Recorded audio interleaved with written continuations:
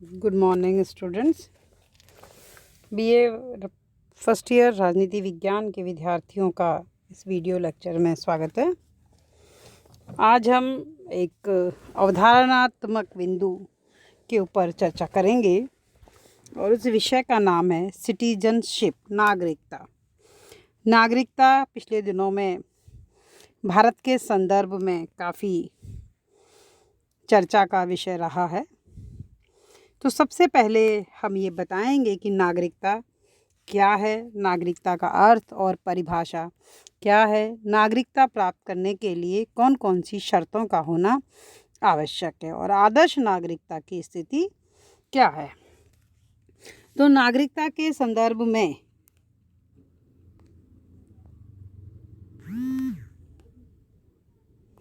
है ना, नागरिकता के संदर्भ में जब हम चलते हैं तो ये कहना होगा कि नागरिकता मनुष्य की उस स्थिति का नाम है जिसमें मनुष्यों को नागरिक का स्तर प्राप्त होता है।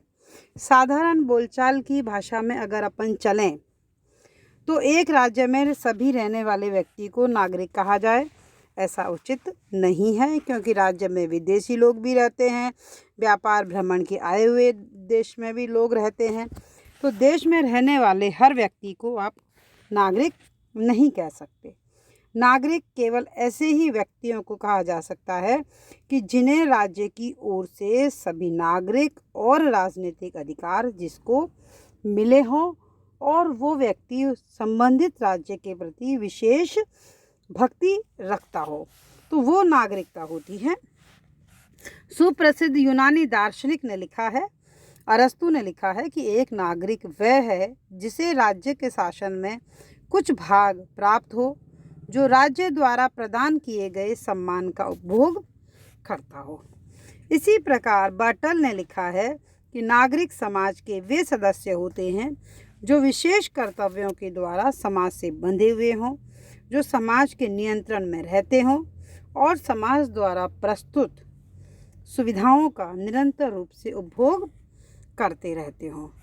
तो नागरिक का तात्पर्य एक ऐसे व्यक्तियों से होता है जिन्हें समाज के द्वारा नागरिक और राजनीतिक अधिकार प्रदान किए गए हों।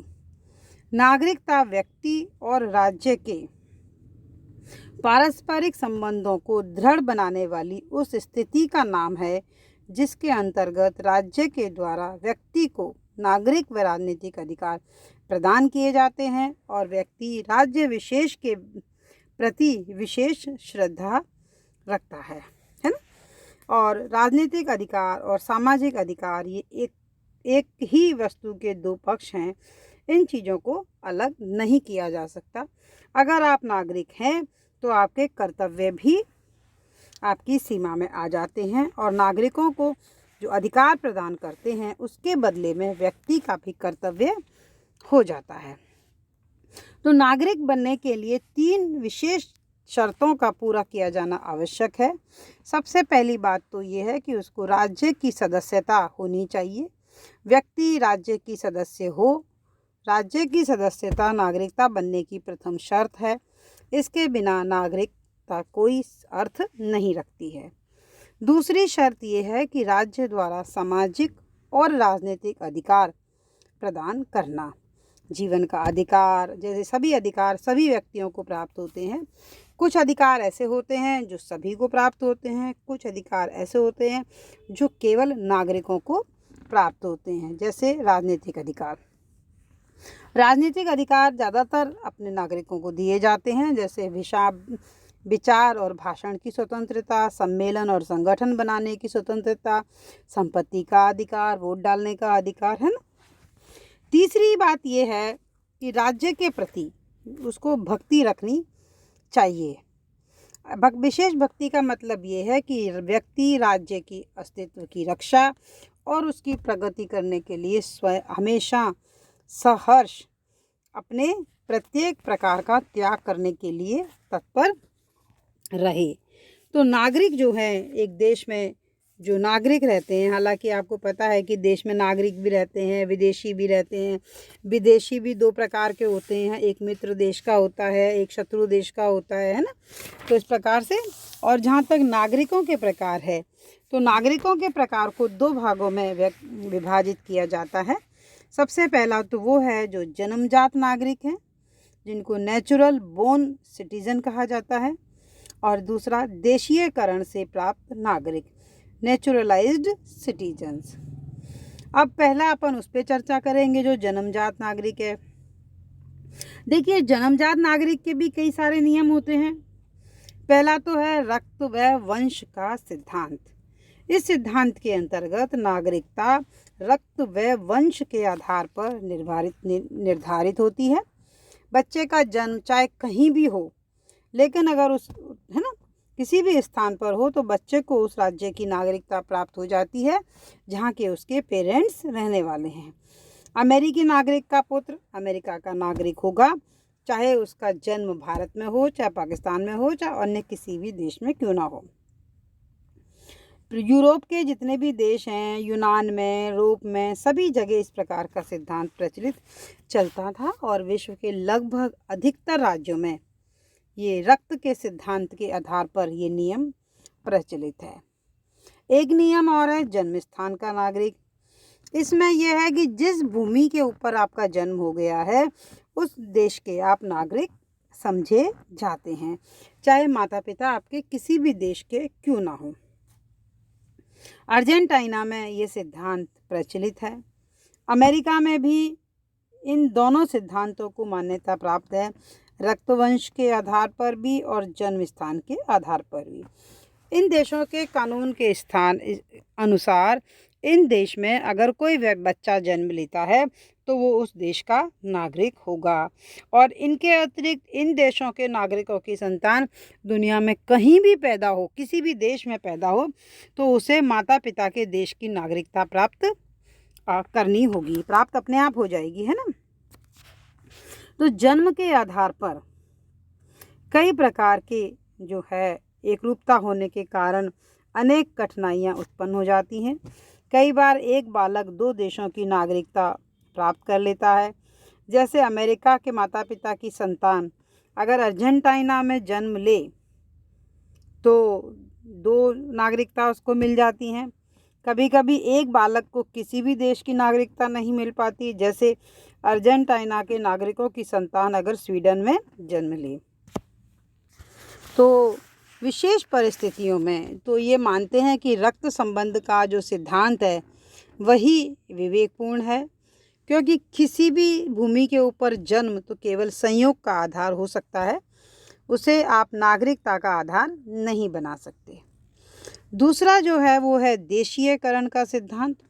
तो देशीयकरण एक वैधानिक प्रक्रिया होती है, कानूनी एक प्रोसेस है। वैधानिक प्रक्रिया का मतलब होता है एक फॉर्मल कानूनी प्रोसेस है जिसमें कुछ निश्चित शर्तें पूरी कर लेने पर व्यक्ति को उस देश की नागरिकता प्राप्त हो जाती है, और नागरिकता प्राप्त करने के लिए उसे निम्न शर्तें जो हैं वो पूरी करनी पड़ती हैं। सबसे पहला तो ऐसा होता है कि उसे जिस पहली की जो उसकी नागरिकता है जिस भी देश की हो उसे उसको छोड़ना पड़ता है। दूसरा, उसे नए राज्य के संविधान और कानून द्वारा निर्धारित अवधि तक निवास करना, एक पर्टिकुलर टाइम कई बार कई सरकारों के द्वारा दिया जाता है कि इतने समय तक अगर आप हमारे देश में निवास करेंगे तो आपको हमारे यहाँ की नागरिकता मिल जाएगी, अगर नहीं करेंगे तो नहीं मिलेगी, है ना। तीसरा है कि नए राज्य के प्रति विश्वास और राजभक्ति और निष्ठा की शपथ लेना, उस देश के संविधान के विश्वास की शपथ लेना, निष्ठा व्यक्त करना, उस देश की राष्ट्रभाषा का ज्ञान प्राप्त करना, व्यक्ति के भरण पोषण के साधनों का होना। इसमें जो पहली 4 बातें हैं वो तो लगभग सभी देशों में होती हैं, और अंत की जो 2 बातें हैं ये कहीं कहीं मिलती हैं, कहीं नहीं भी मिलती हैं। फ्रांस के मामले में कुछ थोड़ी सी अन्य व्यवस्थाएं यहाँ पर विद्यमान हैं। अब प्रश्न होता है कि हम किसी व्यक्ति को किसी दूसरे देश की नागरिकता किस संदर्भ से मिल पाती है या नहीं मिल पाती है। देखिए, कई तरीके होते हैं आपको जब दूसरे देश की नागरिकता मिल जाती है। सबसे पहला तो ये महिलाओं के संबंध में है कि विवाह के आधार पर एक देश की स्त्री अगर किसी दूसरे देश के पुरुष से विवाह कर ले तो संबंधित महिला को अपने पति के देश की नागरिकता मिल जाती है और ज़्यादातर देशों में ये नियम प्रचलित है। किंतु जापान में ऐसा नियम है कि यदि किसी अन्य देश का पुरुष अगर जापान की महिला से विवाह करता है तो पुरुष को भी जापान की नागरिकता मिल जाती है। निश्चित निवास का भी है, सभी देशों में है कि आप निश्चित अवधि तक अगर कोई विदेशी है अपने देश की नागरिकता छोड़ कर के उस देश में रहता है, चाहे 10 साल हो चाहे 5 साल हो, 2 से 10 साल तक की इसमें अवधि रहती है और वहाँ पे निश्चित समय तक निवास करके और नागरिकता प्राप्त करने के लिए अगर वो वहाँ आवेदन पत्र प्रस्तुत कर देता है तो उसे नागरिकता मिल जाती है। इसके बाद में राज्य की सेवा है। एक निश्चित अवधि तक अगर आप संबंधित राज्य में राज्य की सेवा की सेवा करते हैं तो ऐसी परिस्थितियों में उस व्यक्ति को नागरिकता प्रदान की जा सकती है। अगर आपने किसी देश में संपत्ति खरीद ली, जैसे अमेरिका के कुछ देश हैं साउथ अमेरिका के, जैसे पेरू में, मेक्सिको में, अगर कुछ व्यक्ति वहाँ संपत्ति खरीद ले तो उसे वहाँ की नागरिकता प्राप्त हो जाती है। विजय, अगर कोई राज्य अपने एक राज्य को का कुछ हिस्सा अगर वो दूसरे राज्य को दे दे या युद्ध में लड़ाई करके जीत ले तो ऐसी दोनों ही स्थिति में जितना भाग उस राज्य के नियंत्रण में चला गया है उन लोगों को उस देश की नागरिकता प्राप्त हो जाती है जिसमें वह मिलाया गया है। आप पुनः नागरिकता की प्राप्ति भी कर सकते हैं। यदि कोई किसी देश का नागरिक अपनी नागरिकता छोड़कर किसी दूसरे देश की नागरिकता अपना लेता है तो उसे दूसरे देश का नागरिक समझा जाएगा, परंतु यदि वे अपने देश की नागरिकता को फिर से प्राप्त करना चाहें तो फिर वापस कुछ शर्तें हो जाती हैं। गोद लेने से, यदि कोई व्यक्ति किसी विदेशी बच्चे को गोद ले लेते हैं तो उस बच्चे को भी अपने माता पिता के देश की नागरिकता प्राप्त हो जाती है। कुछ देशों में विद्वानों की नागरिकता के लिए भी विशेष प्रावधान किए गए हैं कि संबंधित कोई व्यक्ति है अगर वो उस देश में निवास करना चाहता है, अपने क्षेत्र का प्रतिष्ठित व्यक्ति है तो वहाँ पे उसको नागरिकता मिल सकती है। ऐसा प्रावधान फ्रांस में है। लेकिन कुछ ये तो हुई नागरिकता आपको किन तरीके से मिल सकती है। अब प्रश्न ये उठता है कि जिस तरीके से नागरिकता आपकी मिलती है सेम तरीके से नागरिकता आपकी ख़त्म भी हो जाती है, समाप्त हो जाती है, उसका अपहरण हो जाता है, विलुप्त हो जाती है और आपकी नागरिकता से आप हाथ धो बैठते हैं। तो सबसे पहली बात तो ये होती है कि नागरिकता का त्याग। कई बार नागरिक 2 देशों का नागरिक होता है तो उसको एक राज्य की नागरिकता को स्वेच्छा से छोड़ना होता है, तो वो सरकार की आज्ञा से ऐसा कर सकते हैं। ऐसा जर्मनी में ऐसा नियम है कि अगर वो दूसरे देश की नागरिकता प्राप्त करना चाहें और सरकार उसके लिए अनुमति दे दे तो वो ऐसा कर सकते हैं। विवाह भी है। एक देश की अगर महिला किसी दूसरे देश के पुरुष के साथ विवाह करती है तो उसे अपने देश की नागरिकता छोड़नी पड़ती है। उसके बाद में अगर आप लंबे समय से बिना अनुमति प्राप्त किए अगर किसी अन्य देश में रह रहे हैं, कोई शासकीय सम्मान प्राप्त कर रहे हैं, वहाँ नौकरी कर रहे हैं और वहाँ पे कोई उपाधि या सम्मान मिल रहा है तो आप ऐसे व्यक्ति को उनको अपने देश की नागरिकता समाप्त हो जाती है। अगर आप लंबे समय तक अपने देश की सरकार की अनुमति के बिना देश के बाहर रहते हैं, अनुपस्थित रहते हैं तो भी नागरिकता का अंत हो जाता है। इसके बाद में देशद्रोह या सेना से भागना। यदि किसी व्यक्ति के द्वारा सेना से भागना या अन्य कोई गंभीर अपराध किया जाए तो यह अपराध भी नागरिकता के अपहरण का कारण बन जाता है। इन सब के अतिरिक्त जब एक व्यक्ति दूसरे देश की नागरिकता प्राप्त कर लेता है तो पहले राज्य की नागरिकता का स्वतः ही अंत हो जाता है। अब प्रश्न उठता है कि आदर्श नागरिकता क्या है या आदर्श नागरिक कौन कौन लोग हैं। आप किस व्यक्ति को आदर्श नागरिक कहेंगे। अरस्तु ने ये कहा कि श्रेष्ठ जैसा देश वैसा भेष, जैसे व्यक्ति वैसा ही वो देश का चरित्र होता है। तो श्रेष्ठ नागरिक ही किसी अच्छे श्रेष्ठ राज्य का निर्माण कर सकते हैं। अतः राज्य के जो नागरिक हैं वो आदर्श होने चाहिए। तो एक आदर्श नागरिकता राज्य के विकास का आधार बन सकती है। अब कैसा हो कि मनुष्य सत्य बोले, किसी को दुख नहीं दे, मृदुभाषी हो, धार्मिक हो, सदाचारी हो। इन सब के अलावा और जो बातें हैं कि वो अपने अधिकारों का ठीक प्रकार से उपयोग करे, कर्तव्यों का ठीक से पालन करे। इनके अलावा जो है लॉर्ड ब्राइस ये कहते हैं कि एक आदर्श नागरिक में एक बुद्धि, आत्मसंयम और अंतःकरण, ये 3 गुण आवश्यक हैं। आदर्श नागरिक वह है जो अपनी बुद्धि और शक्ति का प्रयोग राज्य के लाभ हेतु करता है। मनुष्य अपने छोटे छोटे हित और स्वार्थ जो हैं उनको त्यागने की भावना जो है वो उसके अंदर होनी चाहिए, है ना। तो ये लिखा गया है कि सामाजिक क्षेत्र के प्रति रुचि रखने वाले उत्तम मनुष्य को आदर्श नागरिक कहा जा सकता है। तो इसके तत्व जो हैं, सबसे पहली बात तो है कि जन कल्याण से प्रेरित अंतःकरण, कि उसमें स्वार्थ की प्रबलता ना हो, जन कल्याण से प्रेरित हो, जो व्यक्ति समाज के हित में रहे, है ना। तो वो चीज़ें उसको कहा है। दूसरा, सत चरित्र, ऐसा व्यक्ति आदर्श है जिसके जो सच चरित्र का जिसमें भाव हो, जिसकी बुद्धि चैतन्य हो, उचित और अनुचित के बीच अंतर कर सकने की उसकी क्षमता हो, सामाजिक जीवन की समस्याओं को उनके सच्चे रूप में समझने के लिए जो है व्यक्ति को व्यवहारिक ज्ञान और अनुभव का ज्ञान होना अत्यंत आवश्यक है। इसके बाद में इन्होंने लिखा है, महात्मा गांधी ने भी लिखा है कि व्यक्ति को शिक्षित होना चाहिए। शिक्षा आत्मा का भोजन है और आदर्श नागरिकता की प्रथम शर्त है। इसके बाद में विचारों की उदारता होनी चाहिए। पारस्परिक व्यवहार में उचित सामंजस्य जो है हम उदारता के बिना नहीं कर सकते हैं। आचार विचार की श्रेष्ठता होनी चाहिए, शिष्टता होनी चाहिए, अच्छी आदतें होनी चाहिए, सामान्य आर्थिक शक्ति होनी चाहिए, अधिकार और कर्तव्यों का ज्ञान व पालन होना चाहिए, सार्वजनिक जीवन क्षेत्र में रुचि व कर्तव्य परायणता होनी चाहिए।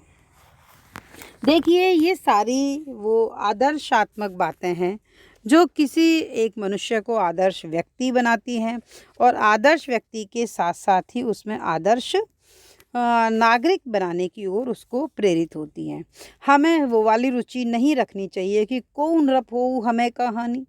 अरे भाई, आप इस देश में रहते हो, आप इस देश के नागरिक हो, तो आपको अपने सराउंडिंग में, अपने चारों ओर जो भी कुछ घटित हो रहा है, जो भी कुछ दिख रहा है, हर चीज़ के प्रति आपका लगाव होना चाहिए और यही आपकी उत्तरदायित्व भी है अपने देश के प्रति। आपके सराउंडिंग में गंदगी पड़ी है या कुछ और है, अगर हम सोचें कि सरकार आके करेगी, अरे तो भैया बताओ सरकार में है कौन? आप भी तो सरकार का एक भाग हो।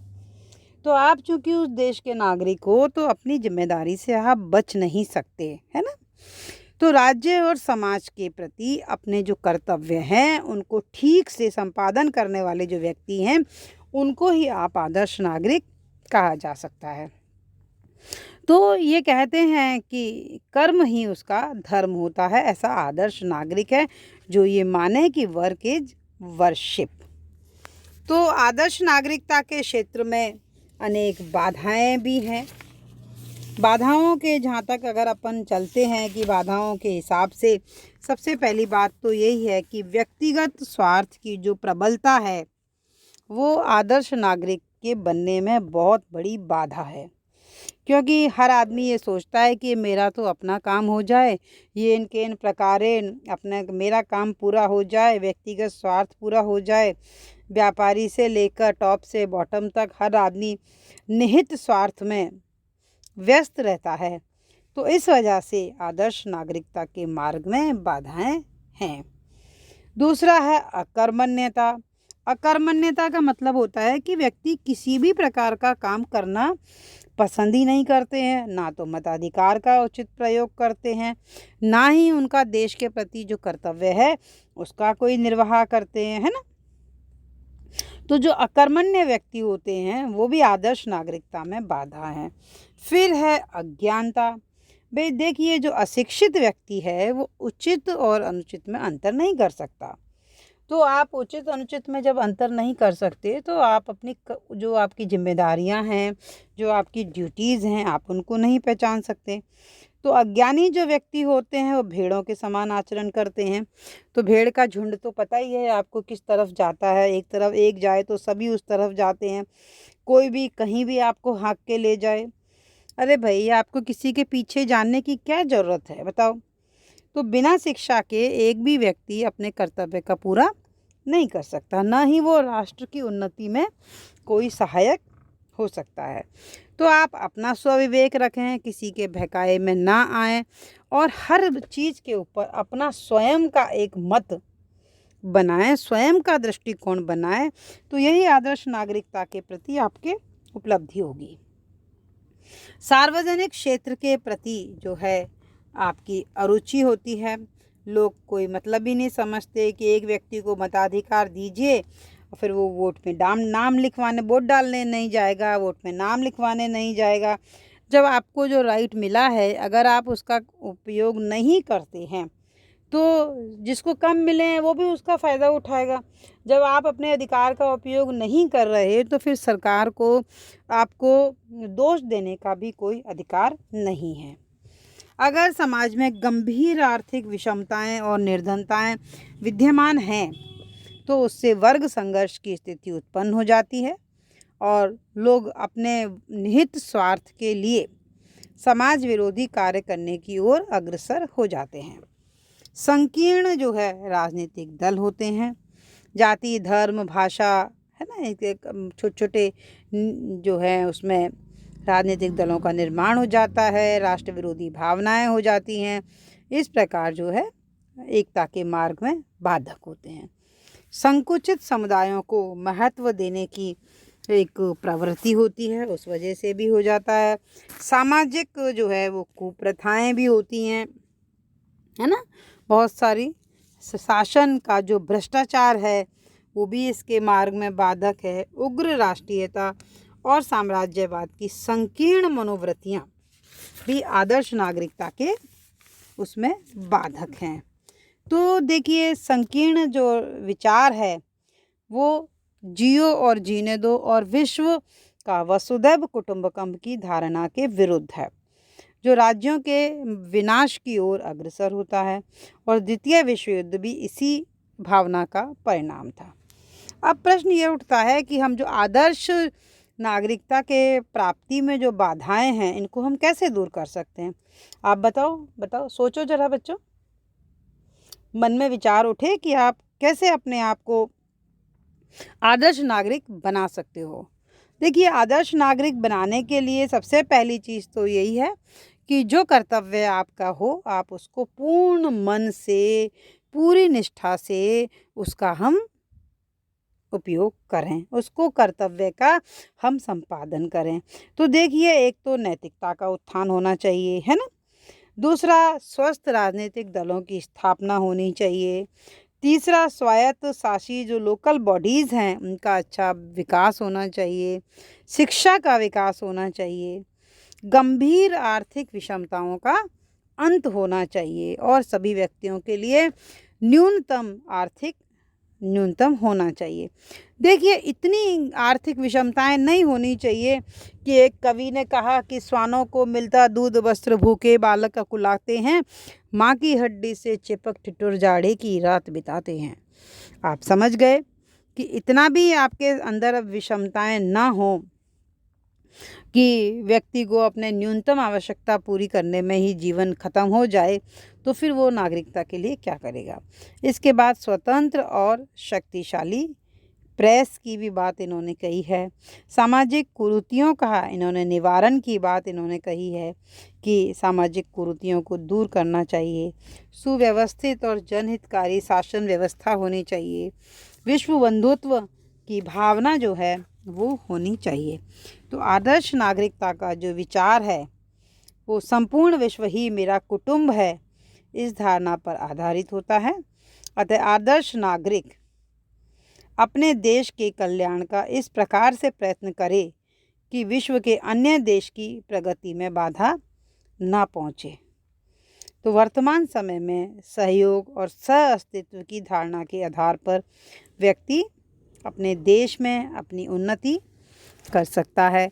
और अपन जो भी व्यक्ति हैं उन सबका नागरिकता में सिर्फ इतना रोल है कि हम जो है अपना देश के विकास में काम करें और हम अच्छे नागरिक बने। इस हेतु अपना जो कर्तव्य है जो हमको दिए गए हैं उनका हम भली भांति करें। आप स्टूडेंट हो, आप विद्यार्थी हो, आप युवा हो, तो आपके जो भी सरकार के प्रति, देश के प्रति, मातृभूमि के प्रति जो दायित्व हैं आप उनका अच्छे से निर्वाह करें और अच्छे नागरिक बनने के अपने दायित्व को पूरा करें। धन्यवाद।